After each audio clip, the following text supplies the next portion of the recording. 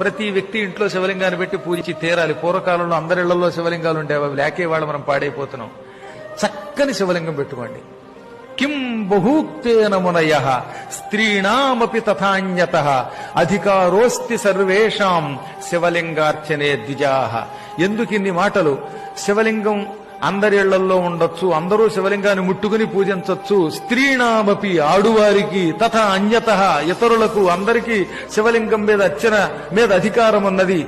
మీ ఇళ్లలో అధికారం ఉంది గనక శివలింగం పెట్టుకు పూజించండి. శివలింగం ఇంట్లో ఉండకూడదని ఎవడన్నా చెబితే వాడిని శవంతో సమానంగా చూసి అవతలకి గెంటేయండి అని నందీశ్వరుడు శివపురాణంలో ఋషులకి చెప్పాడు. ఈ శ్లోకం శివపురాణంలోది. కాబట్టి అందరిళ్లలో లింగం ఉండాలి. ఇళ్లలో ఉండి తీరాలి తప్ప ఆ గుళ్ళోకి వెళ్లి మనం ముట్టుకోవడానికి దానికి నియమాలు ఉంటాయి. అక్కడ అర్చకులే పెడతారు. కానీ నీ ఇంట్లో నువ్వు లింగం పెట్టుకుని పూజించవచ్చు. అలా ఉండి తీరాలట.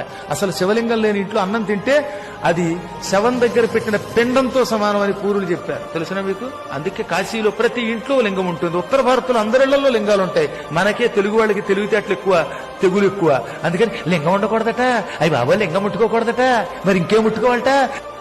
శుభ్రంగా ఇంట్లో లింగం పెట్టుకోండి.